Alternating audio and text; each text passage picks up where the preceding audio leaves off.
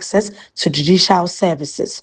Stakeholders believe the digital innovation will not only increase efficiency in court operations, but also strengthen confidence in Ghana's justice system by ensuring fast. Whose contributions to Ghana, Africa, and international diplomacy have left an enduring legacy.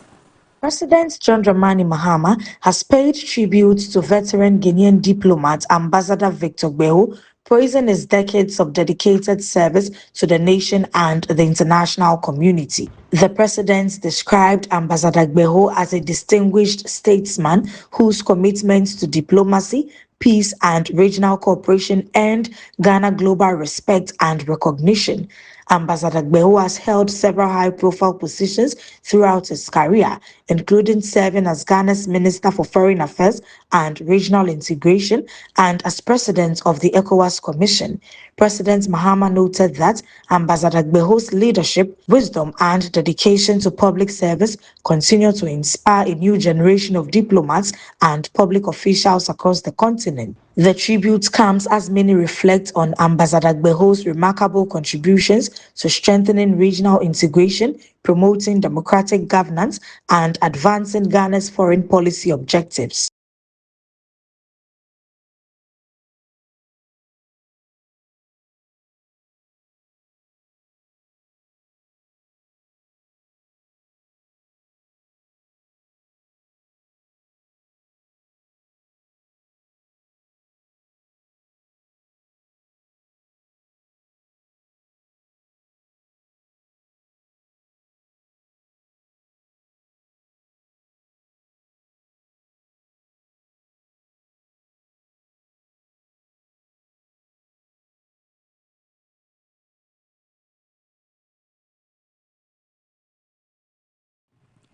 From the President tribute to the health sector, the Korle Bu Teaching Hospital has successfully performed its first off-pump coronary artery bypass surgeries, making a significant breakthrough in advanced cardiac care and in reinforcing the hospital's position as a leading center for specialized health care in Ghana and sub-region.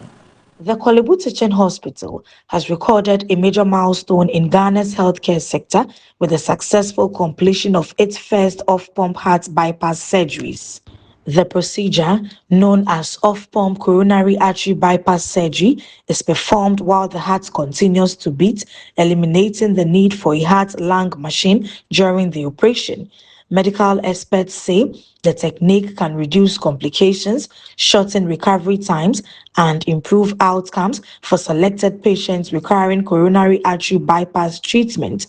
Hospital authorities have described the achievement as a significant advancement in the country's cardiac care capabilities and a testament to the growing expertise of Guinean healthcare professionals. The breakthrough is expected to expand access to specialized heart surgery services locally, reducing the need for some patients to seek treatment abroad. The successful surgeries also underscore ongoing efforts by Korle Bu Teaching Hospital to strengthen its role as a center of excellence in cardiovascular medicine and advanced healthcare delivery. From the health sector, we move to the Gender Ministry, where the Minister for Gender, Children and Social Protection, Dr. Agnes Naamu Moulattey, says the government school feeding program is being strengthened with a renewed focus on providing nutritious meals to improve the health, learning outcomes, and overall well-being of pupils across the country. The Minister for Gender, Children and Social Protection, Dr. Agnes Naamu Moulattey, has reaffirmed government's commitment to improving the nutritional quality of meals served under the Ghana School Feeding Program. According to the minister, the program is not only aimed at increasing school enrollment and attendance, but also ensuring that pupils receive balanced and nutritious meals that support their growth and academic performance. She noted that efforts are underway to enhance meal standards, promote healthy eating habits, and ensure that children in beneficiary schools receive the nutrients needed for effective learning and development. The minister added that improved nutrition remains a key pillar of the program, as government seeks to address malnutrition while supporting educational outcomes among school-age children. The school feeding program continues to play a critical role in promoting access to education, reducing hunger among pupils, and improving the welfare of children, particularly in vulnerable communities across the country. Indeed, it comes with additional costs, but not one we cannot manage within the budget. So you realize that one of the first things that we did was to increase the amount of money. Minimal as it is, that is 0.50 pesos. Minimal as it is, it goes a long way to improve and relieve the caterers. One of the other things that we are also we've also done, and we are hoping that it will go a long way to relieve the caterers, is to take out that tax component that is in the payment of the caterers, so that they will have a bit more relief in terms of the money they receive and then how they prepare the nutritious meals and then feed the children. So yes, there's cost implication anytime quality arises, and sometimes people ask about the quantity, but we focus more on the quality than the quantity as the situation is. As we get more financial clearance, we hope to also focus both on the quality and then the quantity as well. The amount used to be 1 cedi 50 pesos. Now it's been increased from 1 cedi 50 pesos to 2 cedis. And that one, and I stated that 50 pesos increase. And I also stated that the tax component is being taken off, so that they can have the full amount in order to be able to serve our children. Away from the gender ministry, we move to the education sector. The Ghana Education Service has announced the shortlist for recruitment under the National Service Personnel Program, which will be held and released on July 20th, paving the way for the next stage of the employment process for qualified applicants. The Ghana Education Service says it will release the short list of successful applicants under its National Service Personnel Recruitment Exercise on July 20. According to the service, the publication of the shortlist marks a key stage in the recruitment process and will enable qualified candidates to proceed to the next phase of assessment and selection. Prospective applicants are being advised to monitor official communication channels for updates and further instructions regarding interviews, documentation, and placement procedures. The recruitment exercise forms part of efforts by the Ghana Education Service to strengthen staffing levels in schools across the country and improve the delivery of quality education. Officials have assured applicants of a transparent and merit-based selection process as the service works to fill critical vacancies within the education sector. The announcement is expected to bring clarity to thousands of applicants awaiting the outcome of the recruitment process.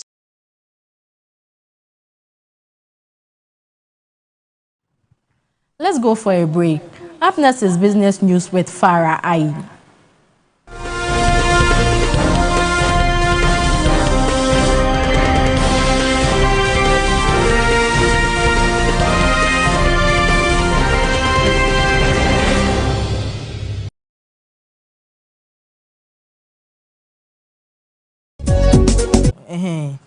Obana Linike.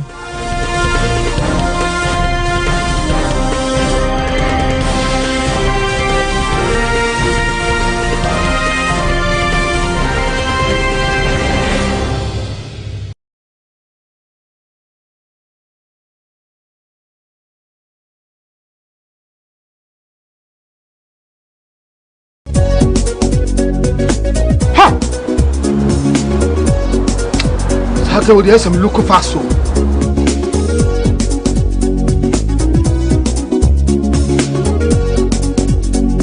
Papa, me again. Let's go, Yale. Me call you, ma'am. Who hear me? Meant me and sent my friend a doctor when I'm crossing over. See what we swear. She has malaria. Malaria? Oh, what they say, what the router? Me copy the absence here.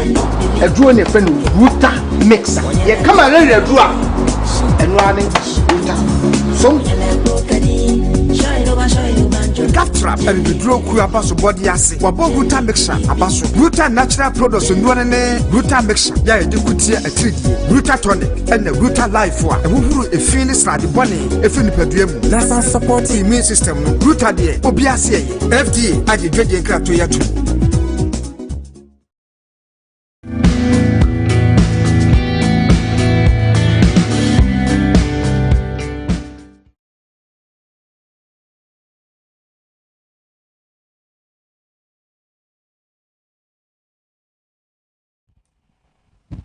Now, welcome back from that break. This is the business news with me, Farah Ai.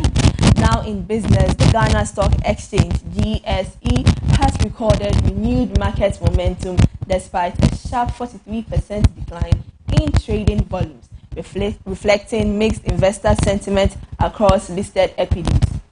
The Ghana Stock Exchange has posted gains in market performance even as trading volumes plucked by 43% in recent seasons. Market data indicates that while fewer shares with exchange, listed equities supported upward movement in market indices, signaling selective investor confidence. Analysts say the decline in trading volume may reflect cautions, participations by investors amid broader macroeconomic uncertainties, profit-taking activities, and reduced liquidity in certain contests. Despite the drop in activities, the overall market trend remained positive, with gains driven by strong performance in select blue-chip stocks. Financial experts note that sustained momentum will depend on renewed investor participation, stable macroeconomic conditions, and improved corporate earnings outlooks. The mixed signals of rising indices alongside declining volumes highlight a cautioned but resilient stock market environment. Also in business, consumers may continue to face higher ginger prices over the next 2 years due to supply constraints, production challenges, and market dynamics. And agricultural expert has cautioned. Food systems and agricultural experts have warned that ginger prices are likely to remain elevated for up to 2 years, citing persistent supply shortages and challenges within the production chain. According to experts, factors such as reduced cultivation, climate variability, and rising demand have contributed to the sustained increase in prices on both local and export markets. He explained that ginger production cycles and the time required to scale up farming make it difficult for prices to stabilize in the short term. The expert further noted that unless significant investment is made to improve farming practices, irrigation, and storage system, consumers will continue to feel the impact of high prices. Traders and consumers have already reported increased costs in recent months, affecting households and food-related businesses that rely heavily on ginger as a key ingredient. The warning adds to broader concerns about food prices sustainability and agricultural productivity in the country.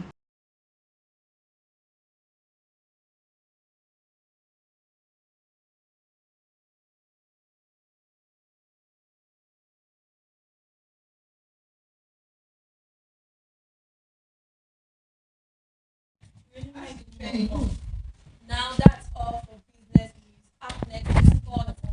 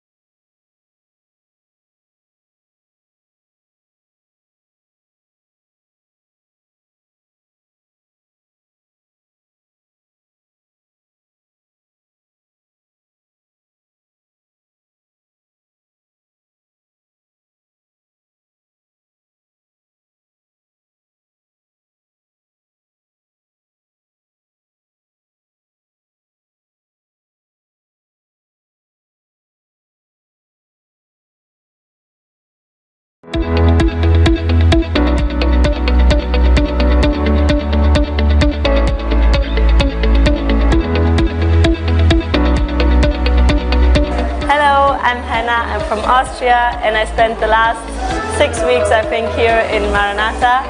And so far it has been a very great experience. I feel like once I came to school, I felt very welcome. I felt a very nice, friendly environment towards me from the teachers, but also from the kids. And I had the feeling right away that the kids really like to come here. So they feel really happy, they feel really safe here. They learn a lot. And yeah, I think it talks a lot about the quality of the school if the kids feel comfortable and they like to go to school, they feel happy. And that's one reason why I would really recommend the school, because first of all, I feel like the kids feel comfortable, but on the other hand, they also learn a lot. The teachers are really well educated, they know how to handle the kids. And also considering the facility, the school has a lot to offer. So there's a science lab, there's a computer room where the kids can learn how to handle a computer. There's a library where they can educate themselves with books and different material. There's also a playground outside, especially also for the younger kids. And there's also a waiting room where they can wait for their parents to come and pick them up. Glory Hill Academy, truth, wisdom and knowledge. Bye bye!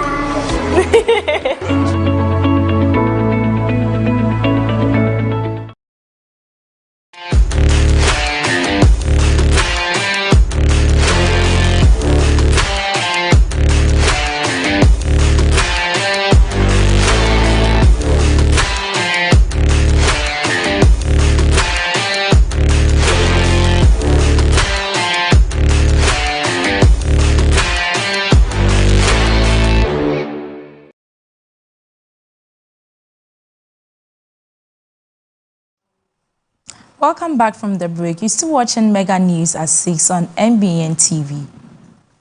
Now in sports, controversy has erupted following Ghana's goalless draw with England at the FIFA World Cup, with fans and pundits questioning whether the Black Stars were denied a clear penalty after a contentious incident in the penalty area. Questions continue to swell over a controversial moment in Ghana's World Cup clash against England, with many supporters insisting the Black Stars should have been awarded a penalty. The incident occurred during a tense encounter that ended in a goalless draw, when a Ghanaian player appeared to be brought down inside the English penalty area. Despite appeals from players and the bench, the referee waved play on, and no on-field review was conducted. The decision has sparked fierce debate on social media, with some fans joking that VAR went for a cafe at the crucial moment. Football analysts remain divided, with some arguing there was sufficient contact to justify a penalty review, while others believe the referee made the correct call. The controversy has added another talking point to an otherwise disciplined performance by Ghana, who earned a valuable point against one of the tournament's favorites. As discussions continue, attention now turns to the Black Stars' next Group L fixture, where they will look to build on their impressive display against England.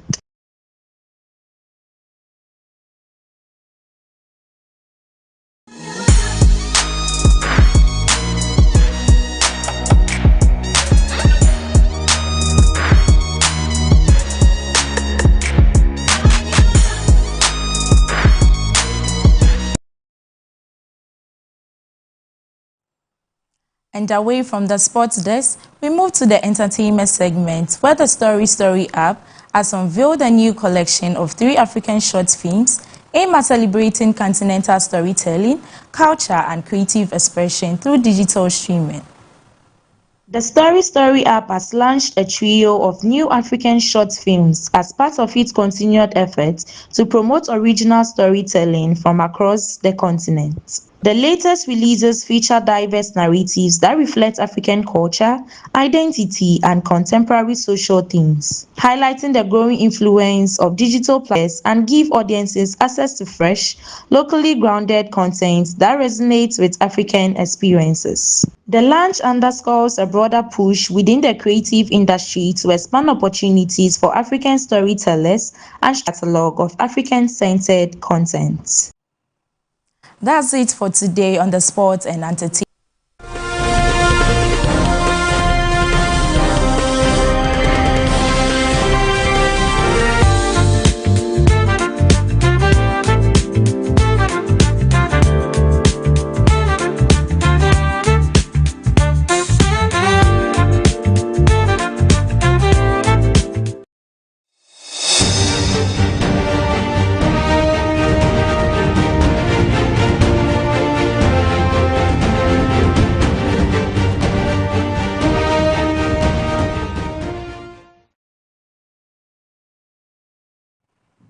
Welcome back from the break. On the international front, France's record-break heatwave has ignited a political debate over the use of air conditioning, with leaders and policymakers divided on whether expanding cooling system is the answer to rising temperature or setback to climate goals. France has recorded its hottest day of the year, with soaring temperatures intensifying concerns about climate change and public health. The extreme heat has also triggered a political debate over the role of air conditioning in combating rising temperatures, while some politicians argue that wider access to air conditioning is necessary to protect vulnerable populations and maintain productivity during heat waves. Others warn that increased reliance on cooling systems could drive up energy consumption and undermine environmental objectives. The discussion comes as part of Europe experiencing increasingly frequent and intense heat waves, prompting governments to reassess strategies for climate adaptation and urban resilience. Experts say the challenge lies in balancing immediate public health needs with long-term sustainability goals, including investment in energy-efficient cooling technologies and climate-friendly infrastructure. As temperatures continue to climb, the debate highlights the growing pressures facing policymakers across Europe in responding to the realities of a warming planet. Meanwhile, Kenya authorities have announced plans to charge several students with murder following a deadly school fire that claimed lives and left many others injured, reigniting concerns about safety and discipline in educational institutions. Kenyan prosecutors are preparing to charge a number of students with murder in connection with a devastating school fire that resulted in multiple deaths. Investigators believe the blaze, which tore through a dormitory, may have been deliberately started, prompting authorities to pursue criminal charges against those suspected to be involved. The tragedy shocked the nation and sparked widespread mourning as families and communities grappled with the loss of young lives. Officials say extensive investigations were conducted to determine the cause of the fire and identify those responsible. The case has renewed calls for stronger safety measures in schools, improved supervision of students, and stricter enforcement of regulations governing boarding facilities. Legal proceedings are expected to begin in the coming weeks as authorities seek accountability for one of the country's deadliest school fire incidents.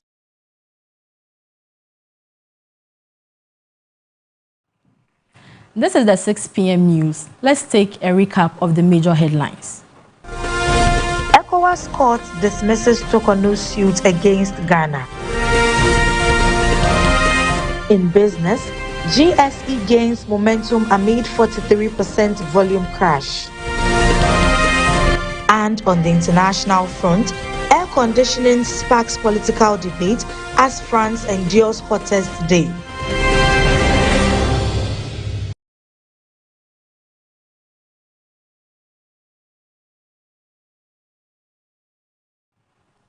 My name is Nadede Gugu.